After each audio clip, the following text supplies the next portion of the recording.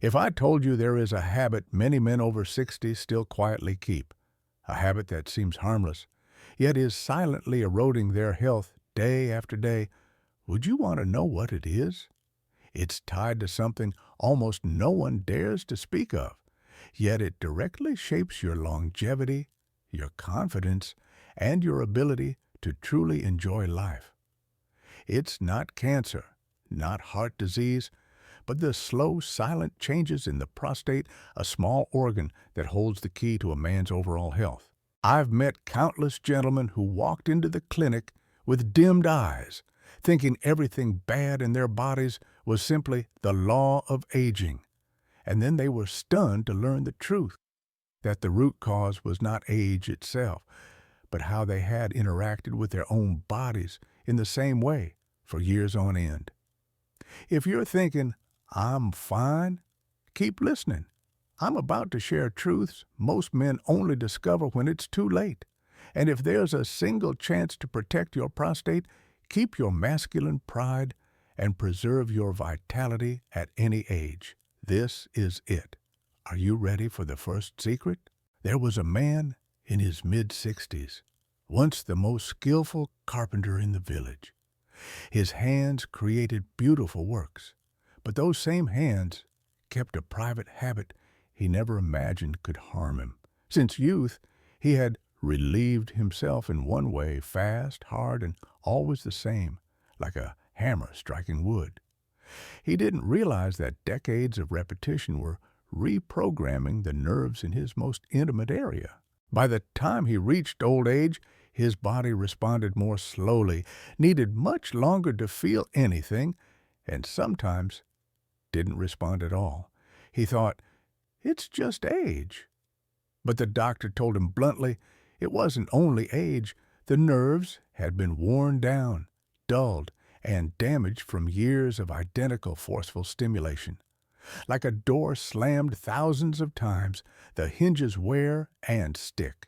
What's worse, these nerves don't just control intimacy. They also affect the bladder, bowels, and the stability of the lower back. Once they weaken, you risk leakage, pelvic pain, and unexplained backaches. I still remember him sighing, never thought it would come to this. The lesson? If you're still keeping that habit, change it now. Don't let your body adapt to only one form of stimulation. Slow down, be gentler, change the rhythm. Allow your nerves to relearn natural responses. This isn't shameful or unspeakable. It's essential to full body health. Because once your natural reflex is gone, no drug or device will ever bring it back the way it was. Do you recognize yourself in this story? If so, ask yourself, will you wait until nothing can be saved, or will you start while there's still time? I once spoke with Mr. Hoa, 68 years old, slim yet sharp-eyed. He told me that since turning 60, he had almost completely cut off all intimacy and even self-release. He believed it was healthier, and he didn't want to make his wife or children uncomfortable. On the surface, it sounded reasonable, but in truth, his body was quietly dying in one critical way. At a routine checkup, the doctor found his prostate mildly inflamed and congested. This isn't rare among older men who abstain completely from ejaculation. Studies, including those from Harvard, show that men who ejaculate regularly, about 21 times a month, have up to a 33% lower risk of prostate cancer. Not because the body demands it without reason, but because releasing prostate fluid regularly reduces stagnation, lowers the risk of bacterial growth, and prevents inflammation. When Mr. Hoa heard this, he was stunned. What he thought was preservation was harming him. The harm wasn't only illness, it was also losing connection with himself and with life. Because every time the body releases naturally, the nervous, cardiovascular, and endocrine systems are activated, like tuning and lubricating a machine so it runs smoothly. Even more surprising, Research shows that self-ejaculation can sometimes be better for prostate health than intercourse because it empties more completely without the risk of outside bacteria. In other words, this can be healthy and safe if done correctly. If you believe old age is the time to stop entirely, think again. This is not about chasing fleeting pleasure. It's about maintaining a biological process that quietly protects you from disease. Think of it like drinking enough water every day. You might not notice instant effects, but stop, and the damage creeps in until it's too late. I also met Mr. Thin, 72, tidy and reserved, who avoided talking about private matters. Since young, he'd been taught that sex, especially in old age, was shameful. "I'm old. Just thinking about it feels wrong, let alone doing it," he said with an awkward smile.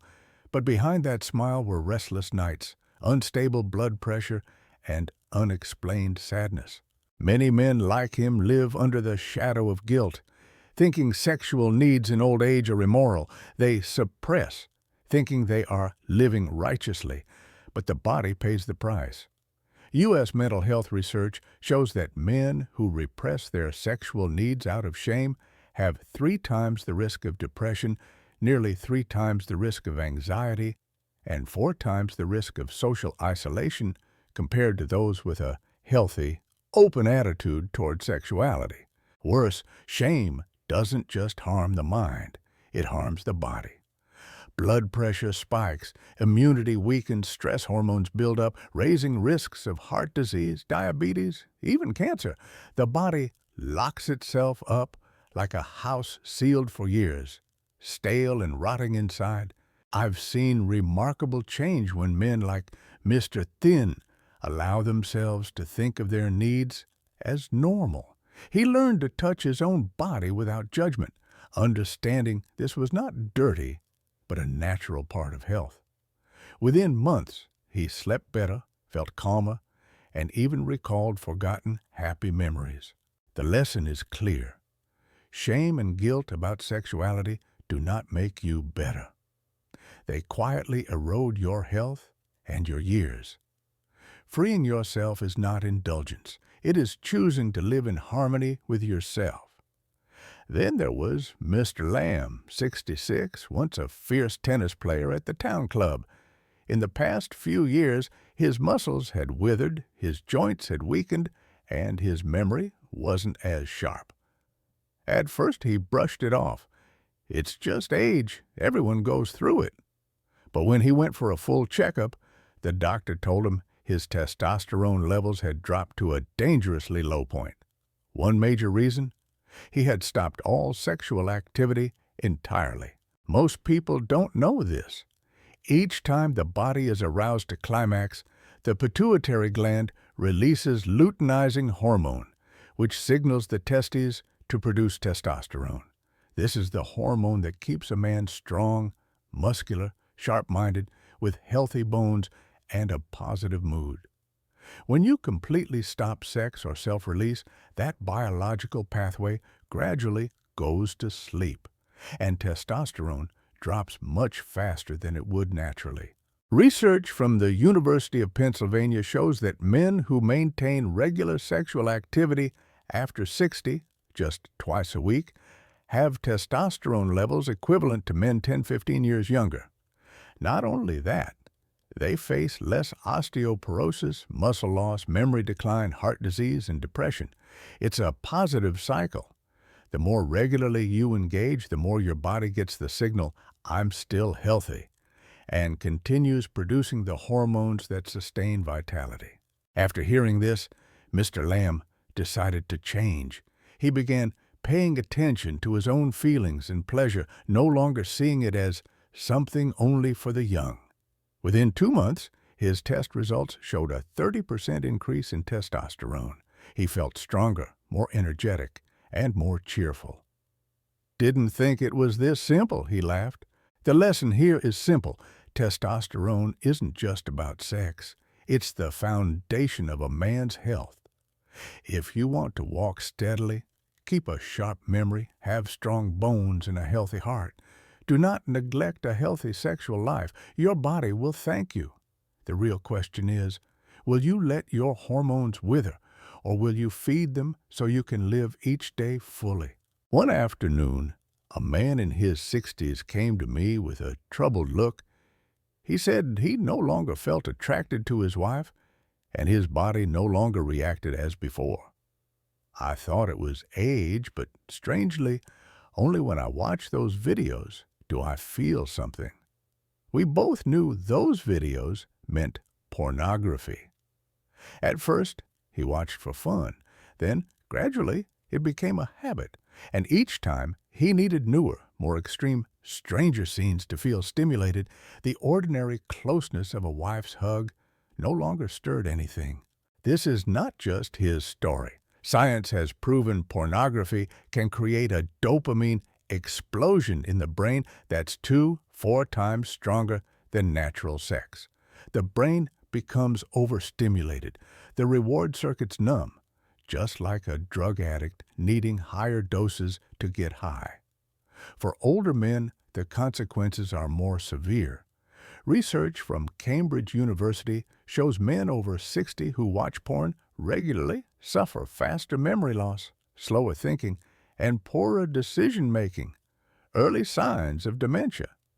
Brain scans show reduced gray matter and weakened neural connections, similar to an early Alzheimer's brain.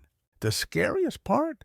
Many start believing they have erectile dysfunction or lost their fire, when in truth, their bodies have simply stopped responding to real human intimacy, rewired by artificial images. The man I spoke with later decided to quit porn entirely. At first, it was difficult. His brain craved the intense highs. But he learned to focus on his body's natural sensations, the simple touch of everyday life. Slowly, his natural reflexes returned. Now my wife's smile warms me more than any image online, he said, eyes glistening. The lesson is clear. Pornography doesn't just steal your real emotions, it quietly eats away at your mind, pushing you faster toward brain aging. A healthy sex life based on real connection. That's what protects your mind and your heart in the long run. Then there was Mr. Tan, 74, living alone in a small house at the edge of the village. Since his wife passed, he had abandoned all intimacy, including caring for himself in his own way. At my age, why bother? People would laugh, he said, with a shy smile. But in his eyes, there was a deep sadness. At first, he just felt lonely, slept poorly. Then his health started slipping fast, frequent colds, poor memory, low mood, and slower movement. What most men don't realize is that when they completely cut off from their own bodies and sexual needs, the body interprets it as a signal to prepare for the end. Testosterone drops sharply, immunity weakens, low-grade inflammation spreads, and the brain starts shutting down non-essential functions to conserve energy. Like an abandoned house, everything decays while you're still living in it. A Harvard study tracking thousands of men for over 80 years found those who maintained sexual activity, whether with a partner or alone, lived longer, stayed sharper, and had better social connections than those who closed the door entirely. Because this act isn't just physical release, it's a way to stay connected to life, joy, and yourself. When Mr. Tan heard this, he went silent. Then he started with small steps, touching his body gently, focusing on sensation without shame or guilt. Within months, he said he slept better, ate with more appetite, and felt happier. I thought old age was just waiting to fade away, but I still feel alive, he said, his eyes shining. The lesson here isn't to encourage indulgence. It's a reminder not to cut the thread that connects you to life. Sexual isolation isn't just the absence of an act. It's the loss of a vital source of life energy. Do you want your later years to be a slow fading away or vibrant and connected. Old age is not the end of emotion, desire, or body connection. Each story I've shared, from nerve damage caused by wrong habits, the danger of total abstinence, the weight of shame, the power of testosterone, the damage from pornography to sexual isolation, points to one truth. A man's body and soul at any age still need to be nourished by healthy connection with himself. You don't have to change everything overnight. Just one small step each day, gentler, slower, without judgment, can restart the flow that's been blocked for years. That might be learning, listening to your body, or simply allowing yourself to feel without shame. When you do, your body responds. You'll sleep better, your mood will lift, your health will improve, and most importantly, you'll feel fully alive again. I believe that at any age, you deserve confidence, strength, and joy in life. Don't let outdated beliefs or silence steal your right to happiness. A happy old age isn't about avoiding life. It's about choosing to live in harmony with yourself. If what I've shared touches you or makes you think of yourself or someone you love, share your story or questions. Every response inspires me to keep creating content that helps our community stay healthier and happier. And if you want more stories, knowledge, and practical advice just for men in midlife and beyond, subscribe and hit the bell icon so we don't miss any important conversations about health, strength, and happiness in later life. You're still here, still listening. That means you still want to live fully. Let's take this journey together, steady, strong, and inspired.